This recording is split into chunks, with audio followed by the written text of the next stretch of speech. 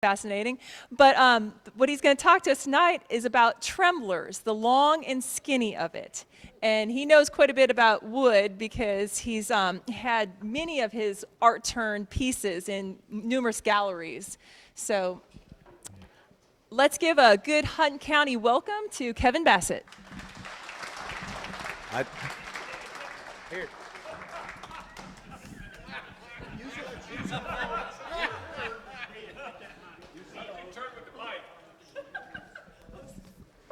There. I think I'm on this one, eh? Can you hear me? All good? It's really good to be here tonight. Thank you all for having me. This is maybe the fourth time I've come over here over the years. I remember the first time I was busy turning away, and then this thing started going, and I just about had a heart attack. It was scary. So we're going to talk a little bit about Trimblers, and I've always been fascinated with kind of taking these stupid long things to ridiculous lengths if I could. And this was about as long as I could get before I started having real troubles until last year. We mentioned Ellie. I went to his demo, and I saw a little deal in one of his slides. And he didn't really talk about it much, but he did talk about Trimblers a little bit, if I remember right, Charlie. And he mentioned something that somebody that was good at making those could make one about 50 inches. And I took that as a challenge. So since SWAT last year, I've done a few of these like this. And so you can't have mistakes. This was made on my one-way, which has, I can get about 52 out on that thing. So I got a long enough lathe to get somewhere. For this demo, the best I could come up with was about 36. And there's a difference in the stock.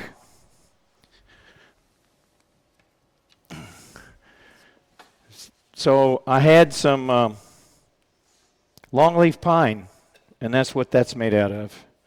So that would be your blank. So I just cut it to 3/8 square and went at it like that. But for this demo, and what you can work with is just a dowel. So that's a 3/8 dowel, and it's 36 inches long. So once you kind of got the stock, you need a little bit of a chuck that can grip it, and we're going to feed this thing through the headstock. And so Mike should go the other way. The tape makes it not fit.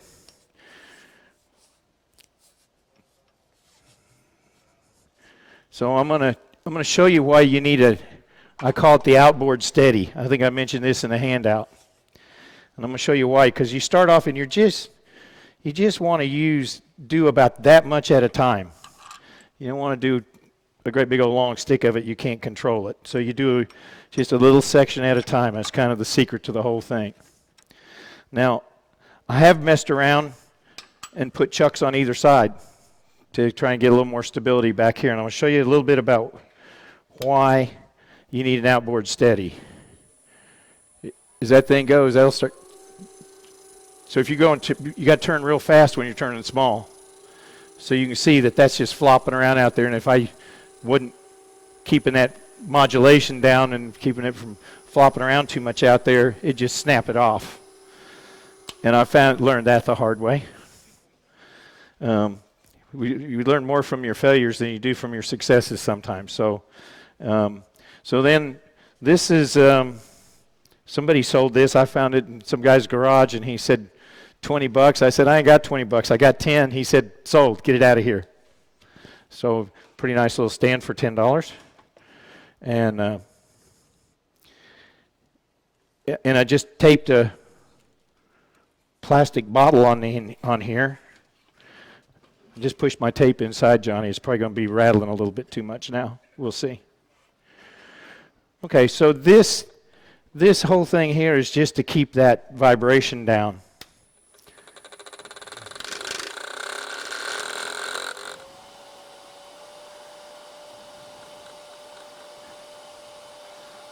It was running a little better before. It's probably because the tape's stuck on the end back there.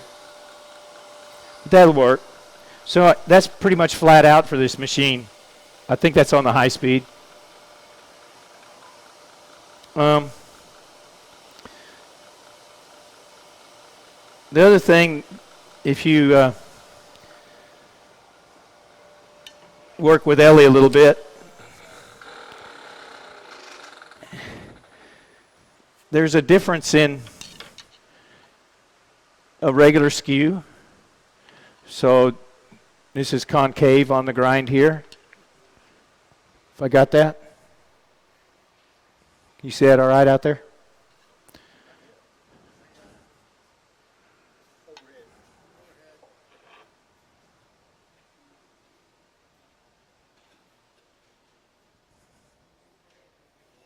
You zooming in on that?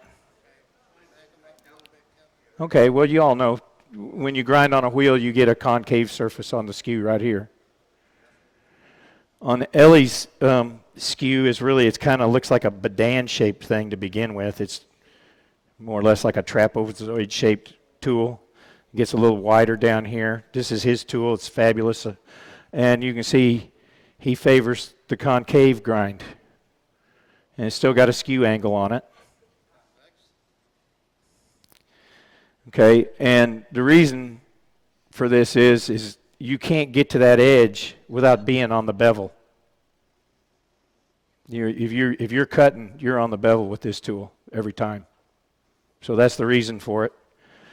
And the other thing that Ellie emphasizes is kind of your position for maximum control. And to do something like that, you have to have maximum control. So you're underneath the tool rest here, and then you can control, you can use your fingers here to control this a little bit, the piece, and you can shorten up on this and get in here and get a good grip, and then you get real maximum control with your finger muscles, which has got your best control. So if you go at it like regular skewing, you probably have trouble when you get out there when this thing gets crazy. So I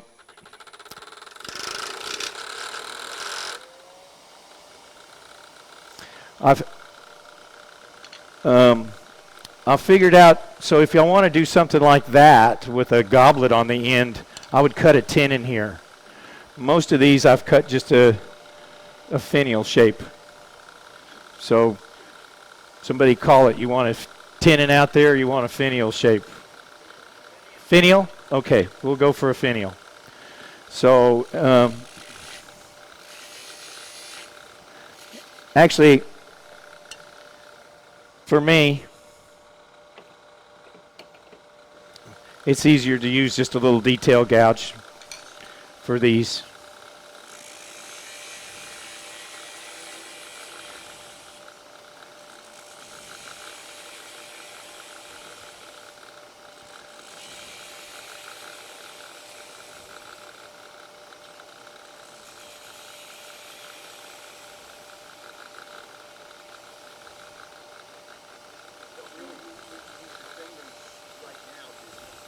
Not so much, because this thing's turning so fast it's getting a little hot. It's getting a little warm.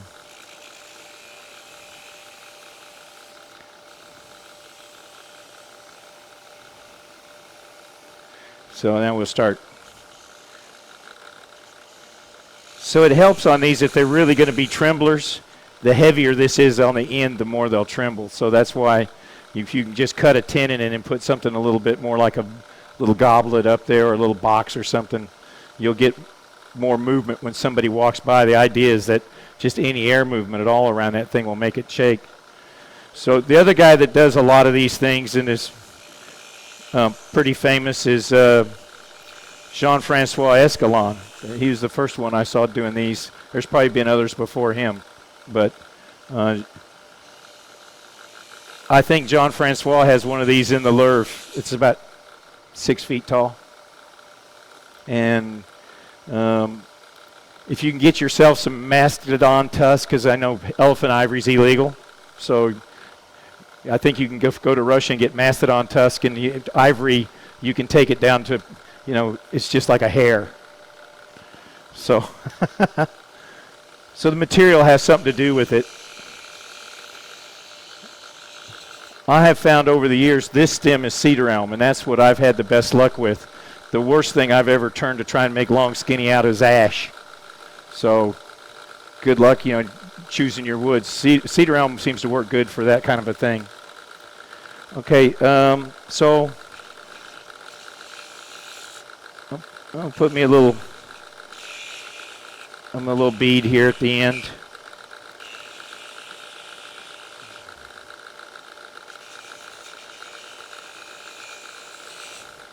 And then we'll start taking it down.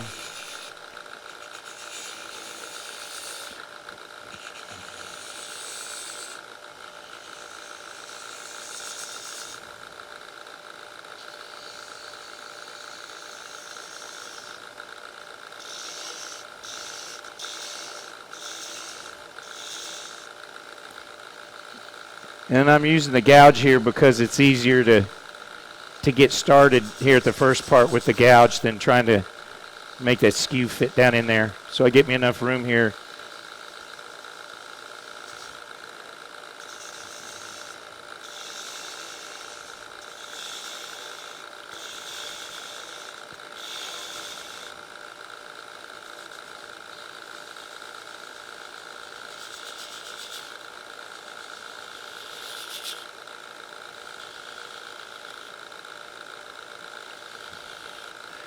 So, how skinny do you want to go? Most of the time I try and, get it down to an eighth or less. And that's a hair less than an eighth right there. And now I'll start working with Ellie's wonderful skew.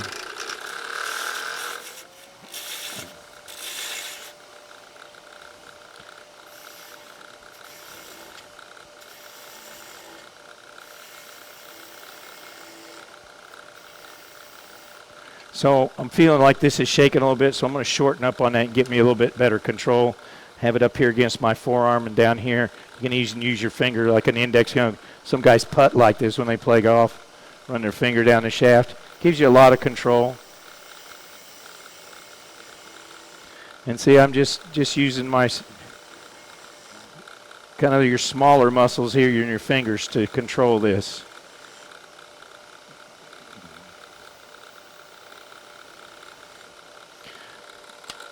Okay, so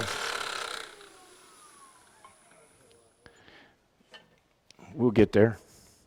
So now, and you just start repeating this over and over. Loosen up the chuck. Pull him out a little ways. Only get maybe 3 inches or so. And lock it down, repeat the process. There's that noise.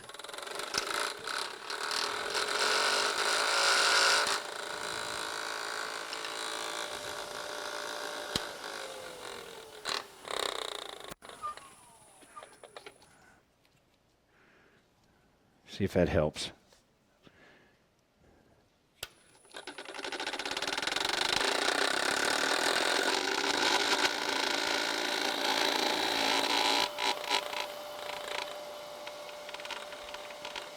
Makes a hell of a racket at home, and I don't care. But for a demo, it probably needs to be a little quieter, doesn't it? All right, there we go.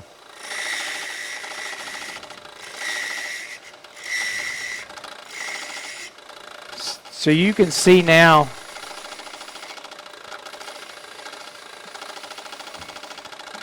when I first started on that, I was getting a little vibration up here.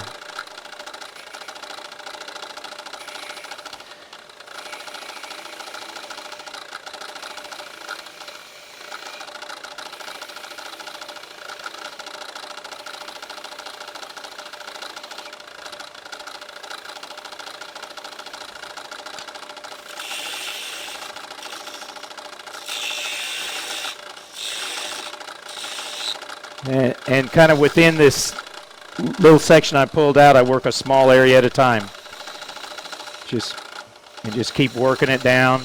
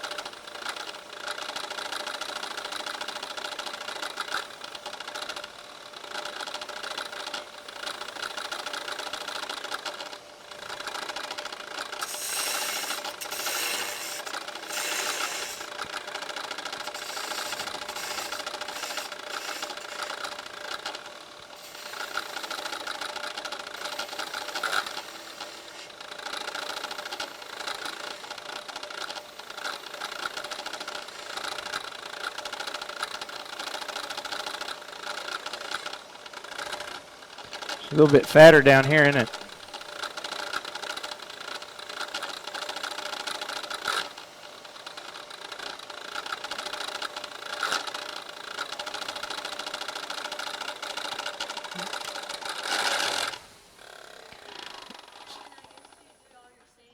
This would be about the time, I was just fixing to say, this would be about the time I'd sand that.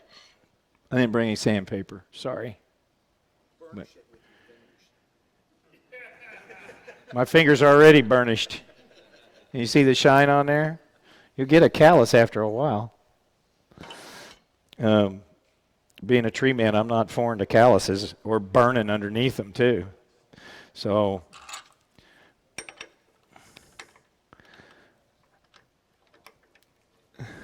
I used to have I like the magnets to kind of hold things around where I want them. And I just have the loose magnets. Well, I finally got wise and said, to heck with it, I'm just going to epoxy the magnets on the tool. So this is getting out about, when we out there, almost 5 inches. So this is about when things are going to start getting critical. But we'll see if I can make one more step down before I have to go to string steadies.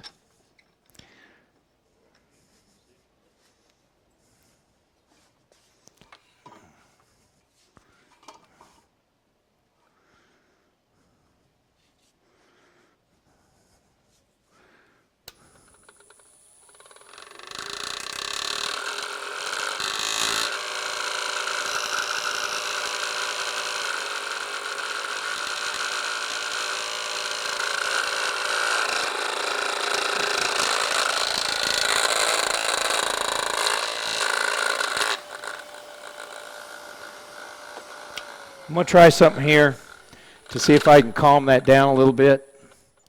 But you can see the dowel, what we're running into is the dowel's not straight to begin with. So earlier we had a little piece of tape I put in here. And it did, man. We had it running perfectly, but that was when it was full length. So I'm just going to try and stick this in that end of that bottle.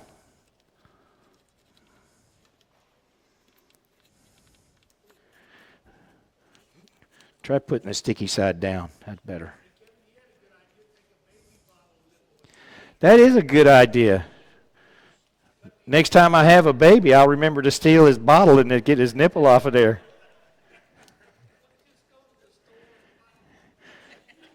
That's a good idea. You know what? I think you're onto something there. See, that's why I like coming and doing these things, because I learned something.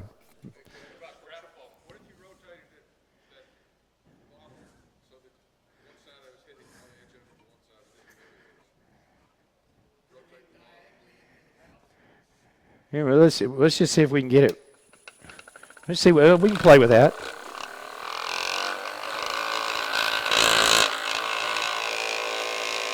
I think it's just going to buzz here for a little bit. When I get down a little further.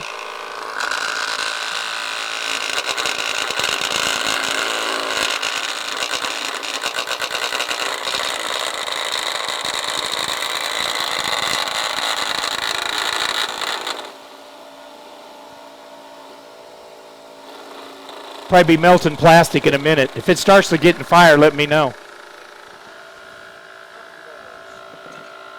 Cotton balls.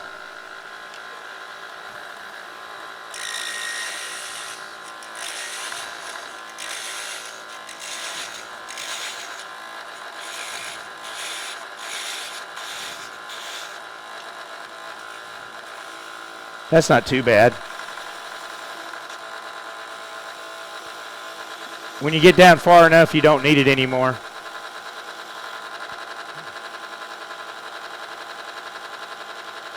Can you see the vibration on that now?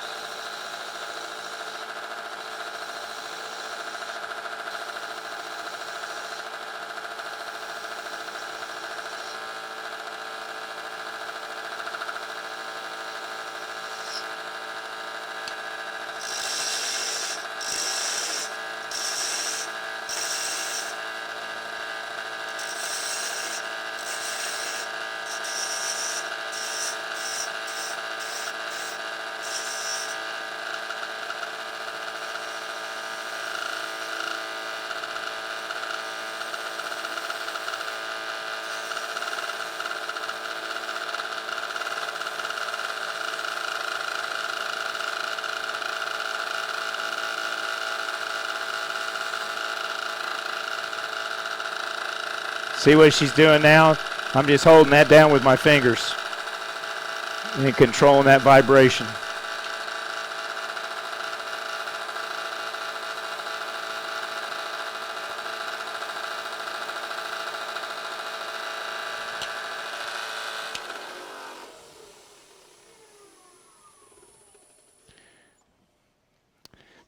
Okay, so about now, because it's getting pretty loose there, you can sand it. You could sand it now. I've got a little spot where we went out around there where you can, right there, the tip of my finger. And you can see that little ridge there, but it's gone there. So I'm cutting a little eccentric right in there, which I don't know how you keep from doing that, but it happens. So now's about the point when, in one of Ellie's slides, I saw something there. He didn't really talk about it too much, but I saw a picture of a little deal he made, and that's when the light went on. Because I've been thinking about, how do you do these things?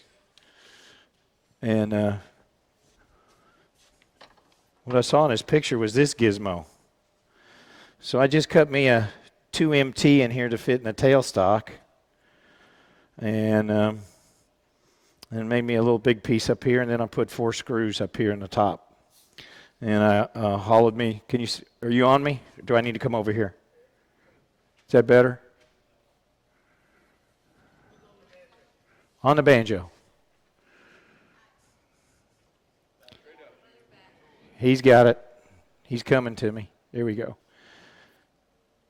So I made me a little hole in here so that that can kind of go in there. But we're really not going to be running on that at all.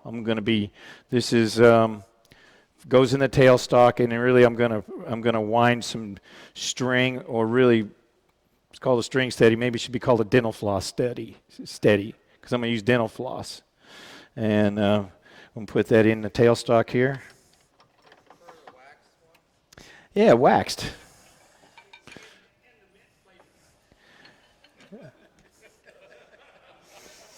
Is it? You been using my dental floss, Johnny?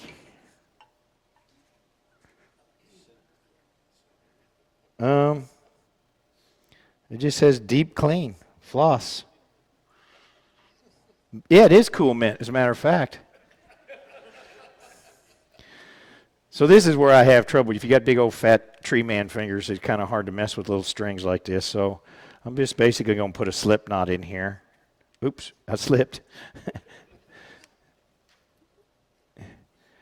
So tie them big and then work them down. And question. Yes. If you were using that piece of long leaf pine that you showed us at the beginning, it was cut in a square, Yeah. would you have formed that into a cylinder before you began this process? No. You would have turned this off of a... It would have been square. The square will fit through, the hole's a little bit bigger in a one-way. Yeah. So it'll fit through their square. As long as it's square. Yeah. More or less. I'm not that good at sawing things square. I don't know how to do flat work. I just kind of like, I work in and around, so straight lines are a mystery to me. Yeah, with a chainsaw. Yeah, wow. Thanks. Yeah. So I'm going to get this up in here. And the whole idea about this is, see, if I put any tension on this way, that thing's just going to bow. So you actually, the whole reason for this is to figure out a way to put some tension on this and be pulling on that stem a little bit. Just a little bit. It's not radical. I think I will tap this rascal in here a little bit. Okay. Because when you start working it back, sometimes that will get loose. So you got to pay attention to that little trick. But so I'm just going to kind of go around, and most of the time I do this when it's running, because it's easier to find where things are. Get this settled in again. Try to.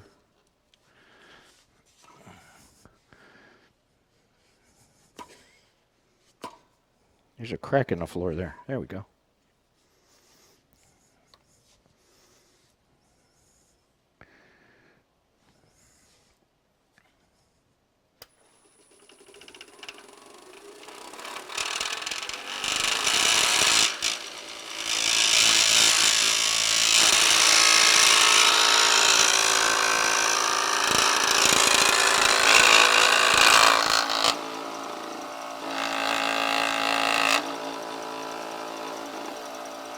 Ah, that's better.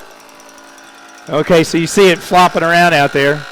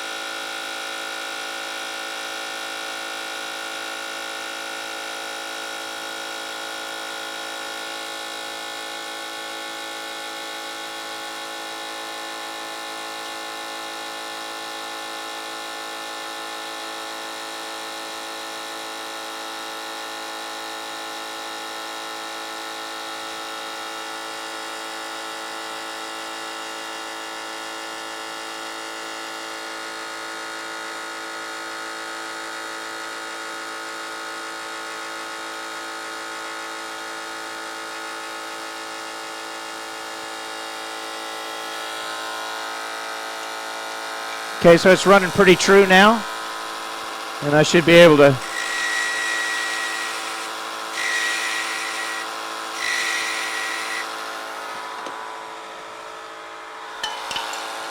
That probably landed right on the nose.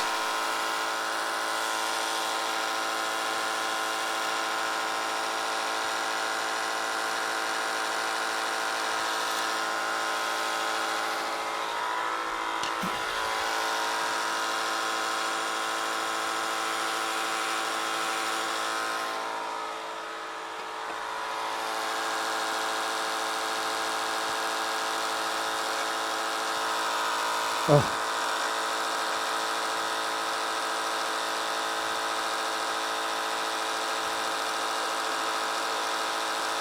I don't know if this thing's ever going to cut again now.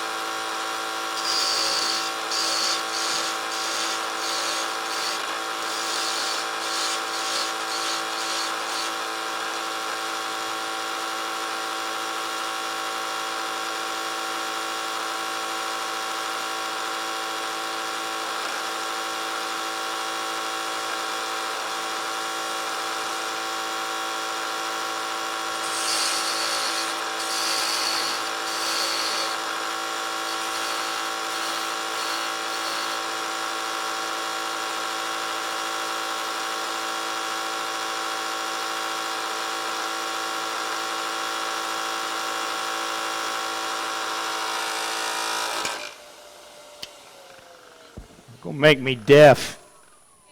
Yes, ma'am. I use the beads in there you can go without them. I haven't really tried it that much to do that, but I like the beads, and the beads are in there. So and you can do it without the beads too, but let me send one of these around. So this is part 2, and I'm going to switch. Let's send one each way and then bring one back to me here when I get going. And because I'm going to switch. And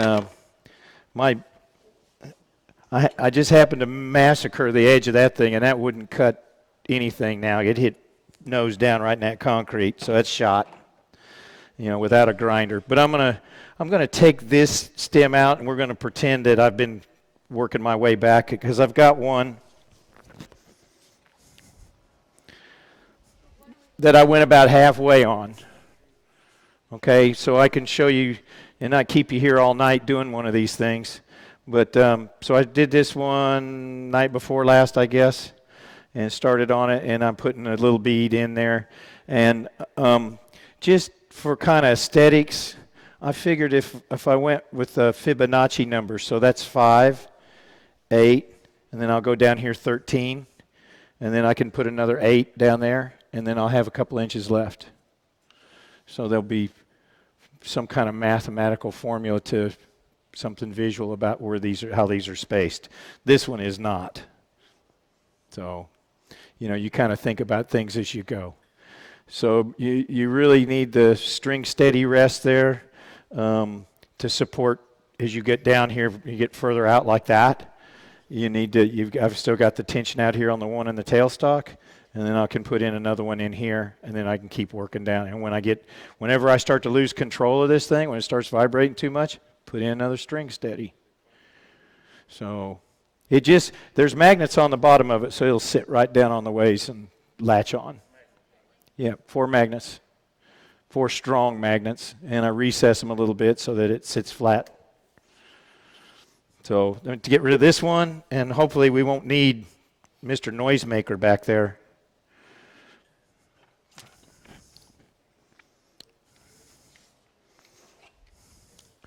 I just do this the easy way.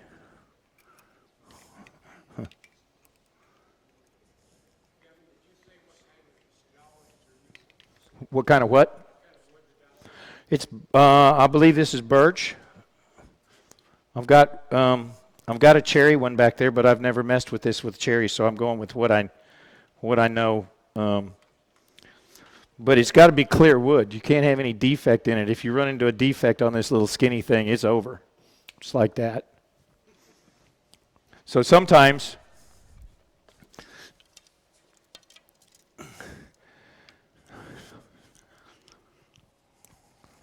you're going for a 50, but you end up with something a little shorter. yeah, well, or that one. This one I got bored, so I just started putting beads on the bottom, started messing around. But that was planned. I think this was the very first one I started messing with. This one here. So, anyway, this whole thing, since it has no useful purpose, it's strictly art. And the other thing though that I think about it with this project, Johnny. Absolutely. Especially since there's, I'm letting you in on a secret that there's probably damn few people in the world that even that mess with this. I don't know why. Maybe it's because of my fortune cookie. What was that say? We had Chinese.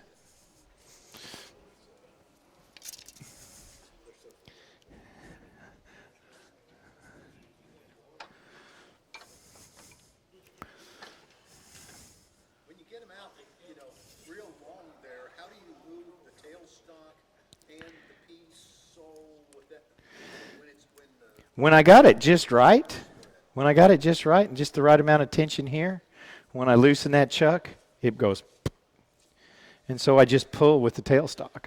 Oh, that's good enough. Sorry, said I had to give that back. That's great, thank you. So we're going to set that down one way or the other. Okay, so that sits like that. It can sit either way. When I do it this way, I'm going to use the screw heads over here, so I'll be closer to my work. It doesn't really matter.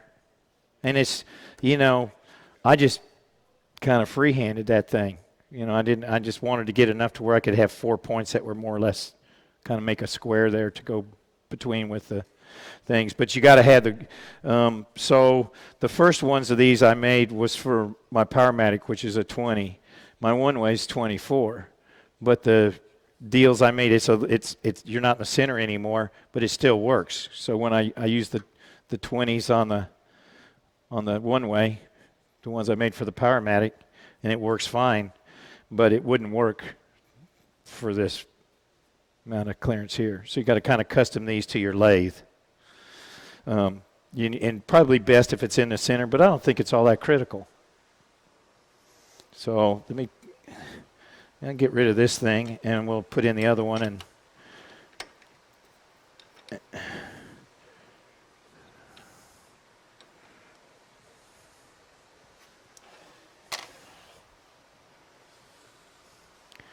I thought it was raining again.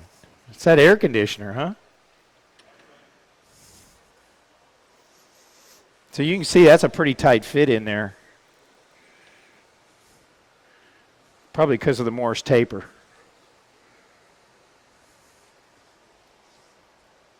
So you want to send that around just to, that's just getting started.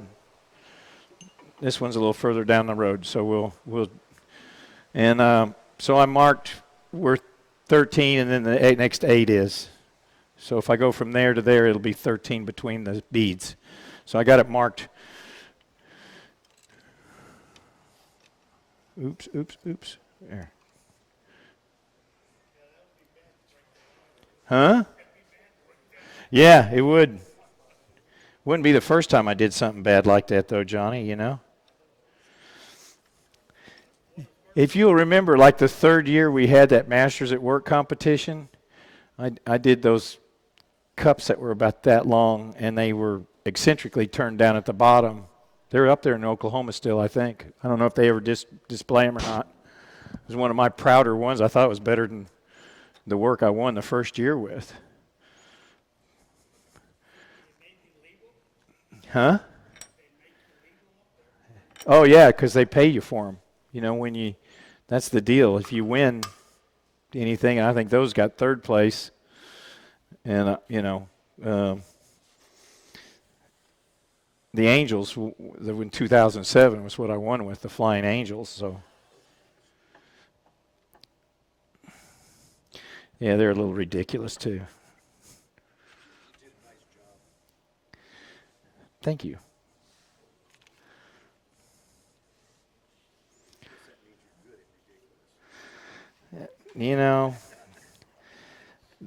Those things, working under time pressure is a hard thing, because that first year's in that contest, Johnny remembers, I'm sure. You came in on Friday, and you set your stuff up, and then you could start working, and you had to turn it in before noon on Sunday. Well, I was making 5 of those Angels, so I'm out there trying to finish them off, and it's pouring rain. I mean, there was tents collapsing around me. That guy from out in Oklahoma that did the hollow spheres that pierced him, his whole tent crashed down right next to me. I'm out there trying to figure out how to keep my tent from falling apart, and at the same time working like a devil trying to get the project done. And I handed it in. I think I had like 7 minutes left or something ridiculous like that. And that was kind of fun, because I didn't expect anything. I didn't even expect to be there in the first place. So you're not really setting that up in any sort of pattern. yeah, I'm just trying to loop it around there, and let's see. No, I just try and catch it in the halves. I don't think you want a full wrap around that. That's when you probably get into trouble with burning. Okay, so you can use. I'm going to get that out of the way. You can use the other. I haven't tried this, but I was talking to John Holderman about this, and he says, "Oh, I got some wax string you can try," but it's just so heavy. I mean, if you want to pass that around and look at it, I know everybody knows what dental floss looks like, but if you want to see what kind of a wax string looks like, we'll send that around. Yes? Does it? Have you done this? Yeah, that's the cord you use for sewing leather, Uh-huh. and it works well. Yeah. It's waxed and that's the main thing, and it seems to be heavy to me, but that's because I learned doing dental floss. And you're just trying to hold and get enough pressure on this to hold this in the position you want it to be in. You're not. It's not like you're putting a lot of stress on there or anything. But it helps to go one way and then kind of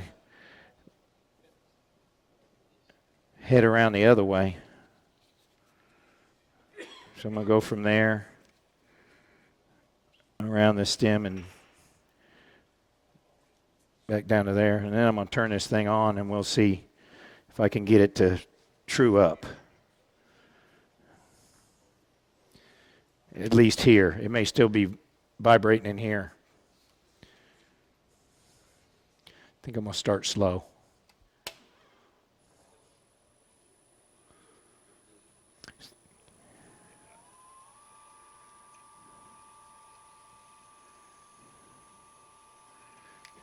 So you can see all this vibration in here, and that's what this steady's going to take out.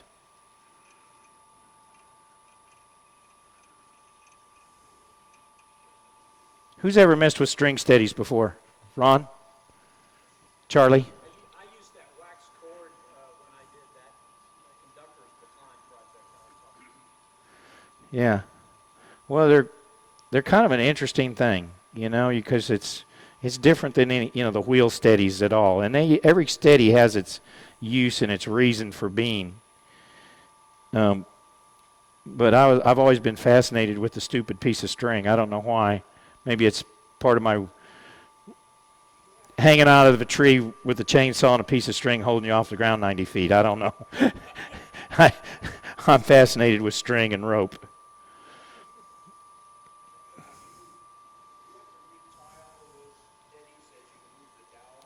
Hopefully not. Well, yeah, if you wear through one. Yeah. So now I've got this thing here. I'm just going to wrap it around a few times and let it hang. So I can put a little tension on this by backing this thing out a little bit. And you'll see it kind of, this is when it gets tricky. I want to get me some more of the quill out. And if I'm stupid, I'll break it. Let's see. So move that a hair and a hair. Pull out a hair. That doesn't look right anymore.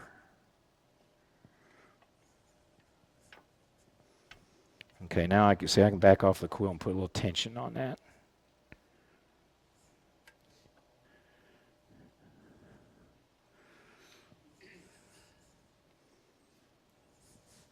That's nowhere near the center,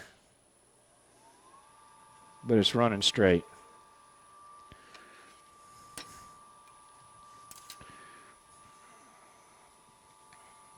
Hope I brought enough dental floss. I may have to resort to the string yet.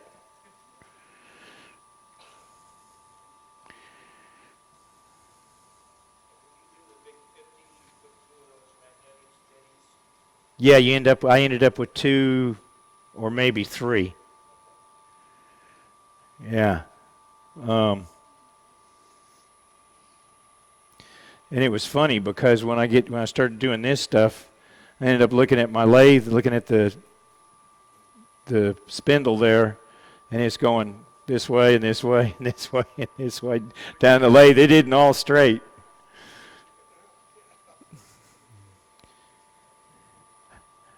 If I'm starting to run over on time, somebody just let me know.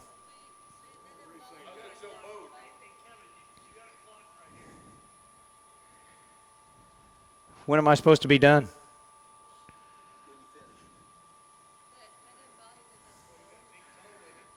It's 9 o'clock. Yeah, that's what I'm telling you. When you put these string steadies in, you end up with these bows. Why would it? It's a piece of wood. It's made to flex The secret of a tree is it gives with the load. When the wind hits it, he goes, there's a point where it'll break, but for the most part, they're made to bend. Now, trees have water in them, and so they bend a little bit better when they're full of fluid. When they get dry, like a dead tree, that's when they snap easier, or when you dry them out to do this. Okay, this thing's all catty-wamp-eye, but I'm going to keep going. Let's just see.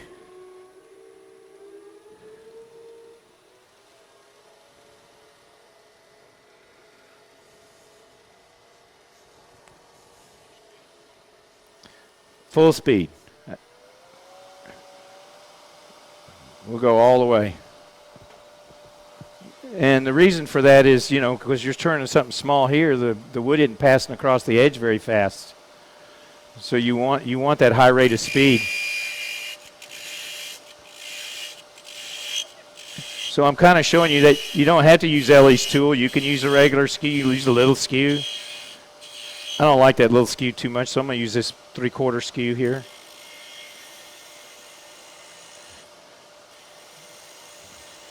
I'd much rather be using the Ellie tool because I like it better, but you know what?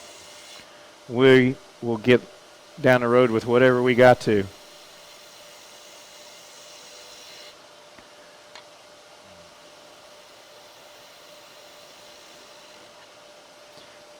So sometimes I get a little fat, get a little skinnier there for some reason. Lack of control, I reckon.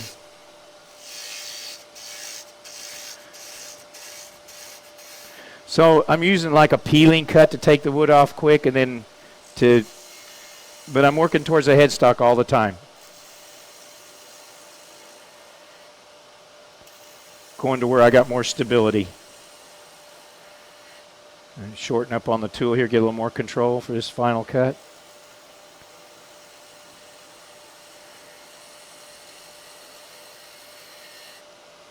And try not to get in too big of a hurry.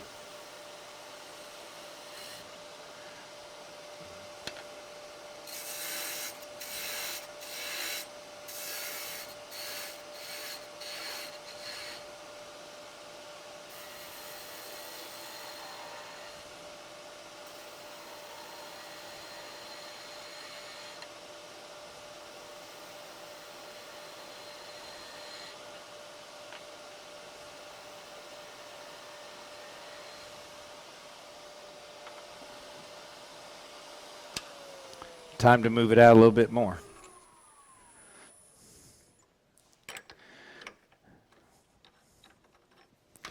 So anyway, so that's kind of the gig. You just keep going.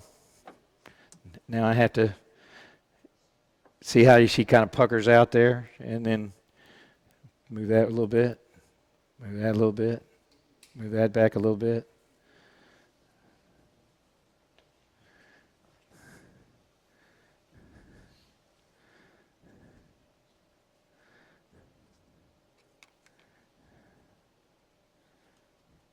Always kind of pulling.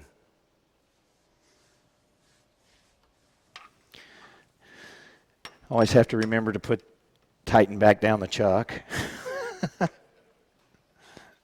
There's a million ways you can mess this thing up, but I'm going to slow down and start slow and see where we're at and see if we need to adjust some of this. So it'll kind of find its own groove there.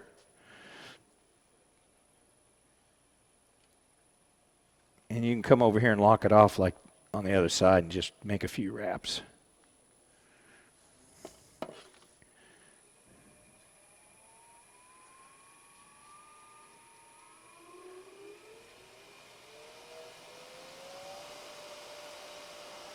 That's flat out. That's all she's got.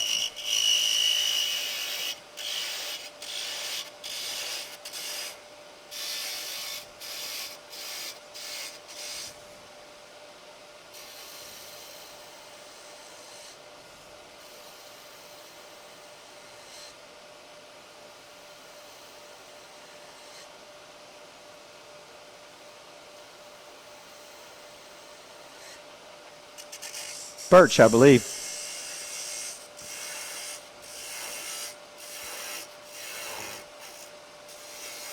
This is some Home Depot wood.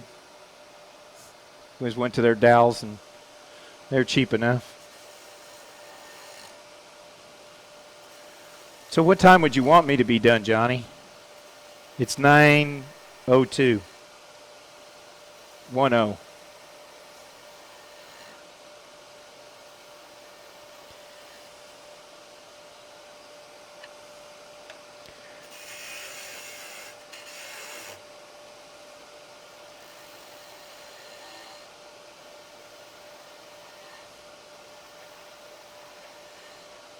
Yeah, you can even sand it when it's like this. You know, and that helps to even out where you have your little glitches and control, which, you know.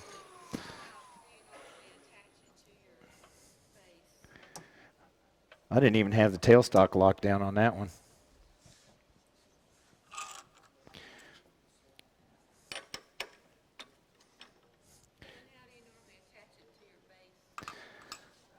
I did at the very end, I'll cut a little tenon down there with some of it still in the stock, and then cut off the last little piece of it and have a tenon.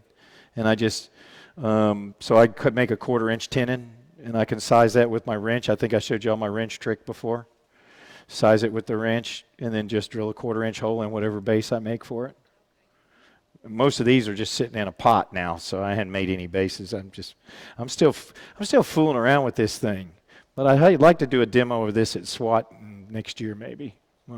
See if they'll go for it. We'll see. You know, you never know. So I'll get me a 2 or 3 inches out there, about like that. This time I'm going to lock down the tailstock. Of course, you're not putting much pressure out there, so it's not doing a whole lot.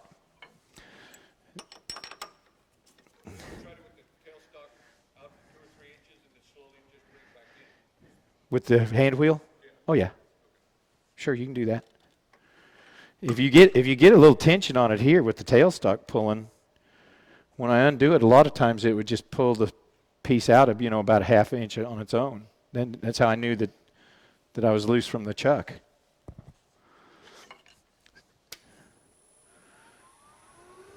So I'm starting to get a little vibration here, but that's going to have to get a little more extreme before I go and put in the second steady.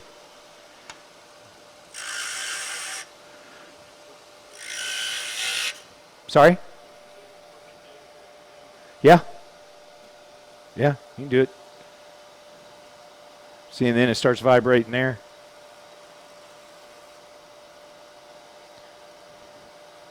You can get on any of these little beads and get on them where you can actually pull, get a little more tension. I mean, the whole trick on this is that you're not pushing at all in. It's completely opposite of what you'd do on any other piece, where you're pushing the tailstock into the piece. This, you're wanting to use the tailstock to draw that out and pull on it just a little bit, give you a little tension so you can do this. But the real trick is being patient and get your hands in the right position, get total control of your tool where you can really control your cut. And having a nice sharp tool helps.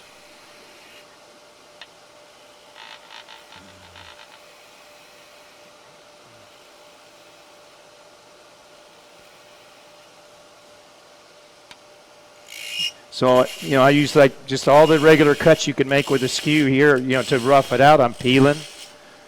And I can use the corner of that skew to shave it down like that, or the old planing cut is what I use at the end here to take it down.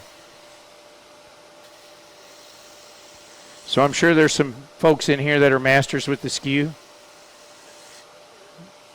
I wouldn't consider myself one of those, because I can't cut a bead without getting a run back. Something about a skew just bothers me. I mean, it's funny. Ellie's tool, I can cut beads with that all day long. It just makes sense to me. This thing, I mean, with that rounded edge down there, I don't see that corner very good. And this is an Allen Lacer skew. I'm sure y'all recognize it. lot of you probably have one.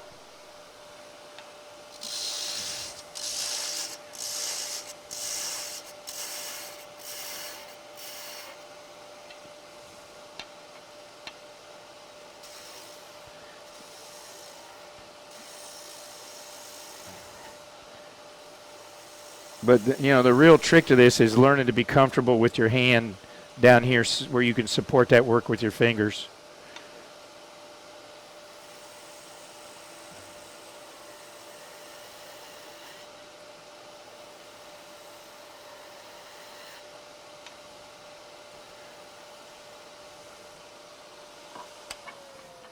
Wonder if we're getting too close to that 13-inch mark yet. Yeah, I'll be getting pretty close.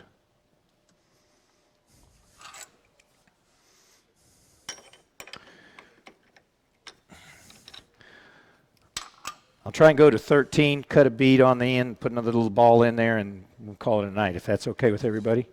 And I see them running for the exits now. They figured this all out. It's really not hard, It's well, I don't know. It's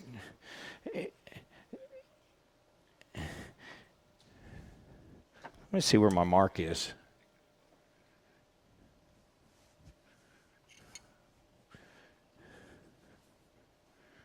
See, if you put that much out, you're going to be in trouble. Oh, there's my mark. Okay. So we'll take it back. This is when you got to be careful because, bam, snap it right now.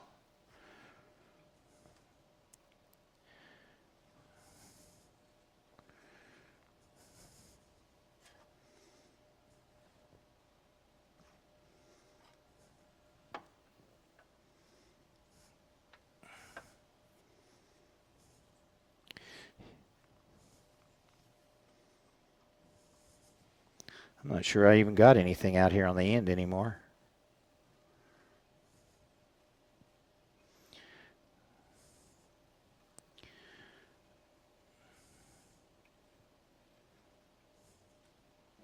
How often do you have to put new floss on it? How often do you break them, Break what? the floss while you're doing one? Almost never. It's strong stuff, man. I mean, you see, I don't even try and break it because it put too much pressure on there. I cut it with them scissors. If you want to throw a couple half inches in here, you can lock it off a little bit better. There. Let's see where we're at.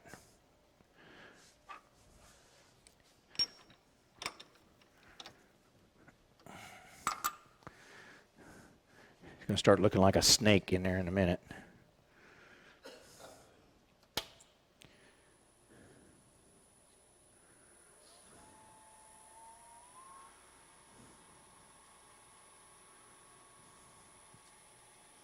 So you kind of got to pay attention to this thing and get it, as you move it, you may have to adjust a little bit. There we go.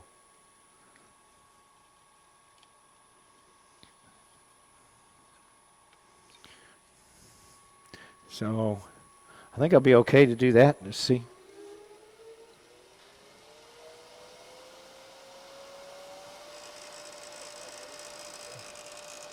Yeah. There he is. That's why it's best to kind of do this when it's running. And it's a little easier to figure out where you're at.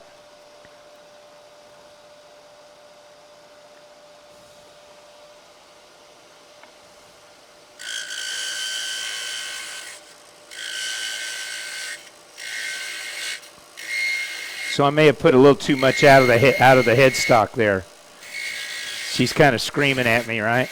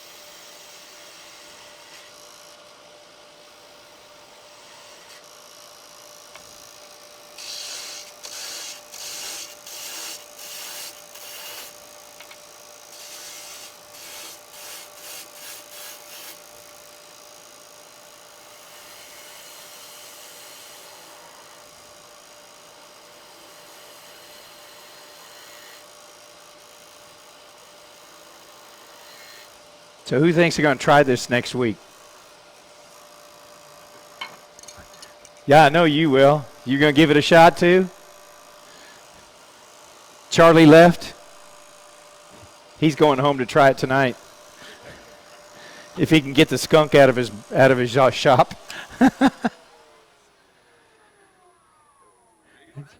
Yeah, it's underneath his floorboards in his barn. And he can't, I read about thing how to get them out. But I didn't know Charlie had one. 12 gauge. That makes a mess. Makes a big stinking mess, I imagine. You fill a milk carton with water, put mothballs in it. Really? Milk carton full of mothballs and water. Yeah, like mothballs. So you're making that's naphtha. So what you doing naphthalene? No,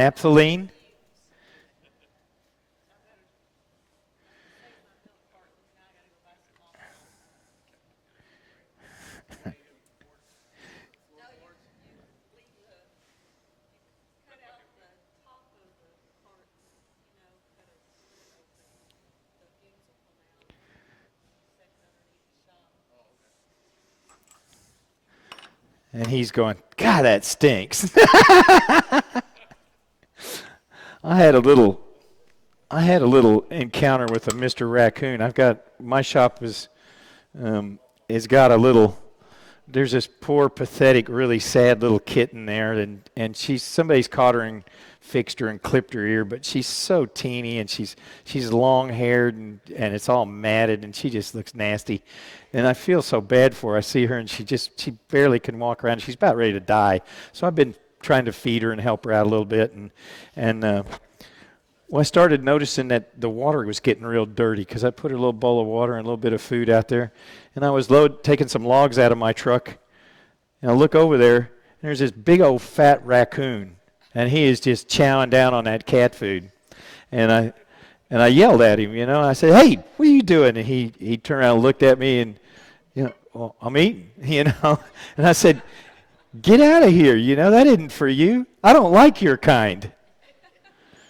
Well, he wandered off, and I got up in the truck and moved some more logs, and he'd come back. And then I really got up. I said, if I see you again, I'm going to pop a cap in your butt. And he turned around and looked at me and gave me a dirty look, and he went off. The next day when I came in there, and I didn't put any food out because I figured I'm just feeding the raccoons. My little kitten didn't get none of that. I came back the next day, and you know what his son gun did? He peed in that food bowl. He's like, "Hey, who's who here?" So, well, I'm out to my 13-inch mark, so I'm gonna cut a little bead there, and we'll just leave the rest of it for another time, and hopefully you guys got this figured out now. Probably.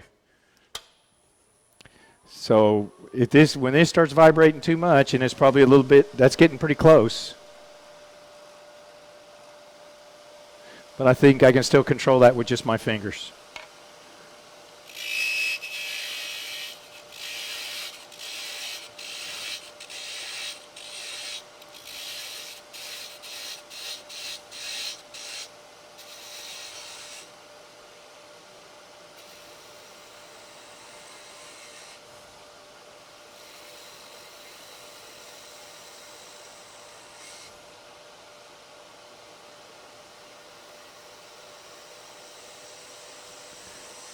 When I'm doing these at home and I've got unlimited time and I don't really care how long it takes, I work real hard to keep this diameter real even.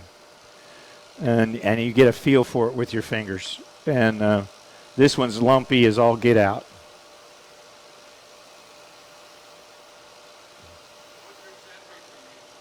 Huh? I use 180. Enough to take it down,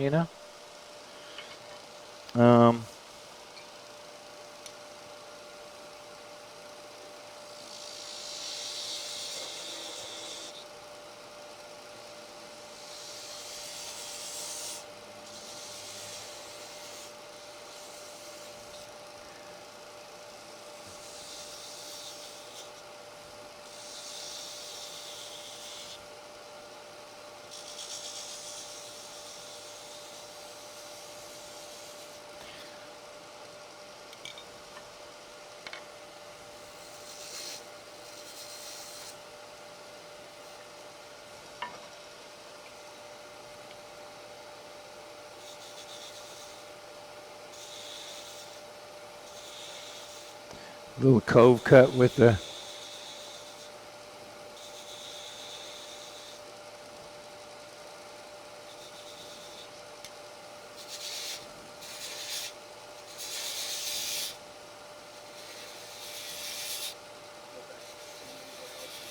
Yeah, it's just a little spindle gouge to. Uh, I can't cut a cove that small with a dead-gum skew. You know, I know some people that can cut a cove with a skew, but it ain't me.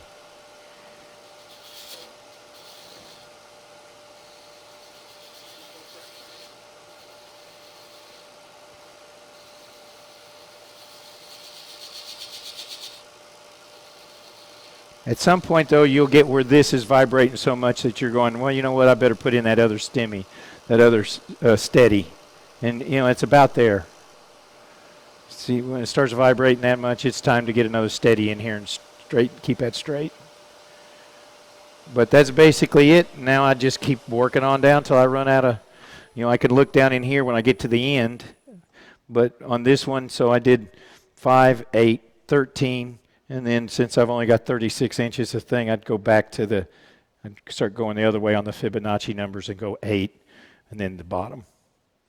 So that's kind of my thought on it. And we'll undo all this and pull it out and see where we got to and let y'all go home and get a good night's sleep and get ready to go work on Friday or not. If you're retired, you don't have to work, right? Or if you're like me and you talked your boss into a 4-day work week, you know, only thing I worry about is what time I'm going to get to the golf course. But since it's going to be 28 degrees in the morning, I don't think there'll be any golf.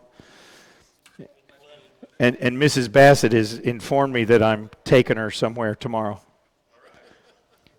She said something about Swarovski crystals. I don't know. You know.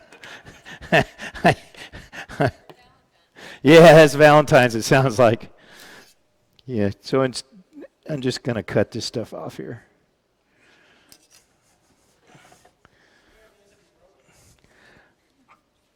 Well, I didn't break this one tonight. I break a few. You know what? It doesn't take much. But so if I'd put me a little tenon up here, and when I mounted that, and I could put something like that cup up there, it really would be. You just walk by it, and the air off of your body would make that thing shake. That's it. Yeah, it's right. It's a trembler. It doesn't. I mean, like I said, it doesn't. It has no utility purpose. So it's strictly art and kind of a skills building challenge. And so like I said, when Ellie said anybody as good at this can make one 50 inches, and I said, really? Well, I'm gonna give it a try. So a little determination. Fred, it's good to see you, man. I'm glad you're here. So any more questions? Any more issues? Anybody need a fly rod? Thank you.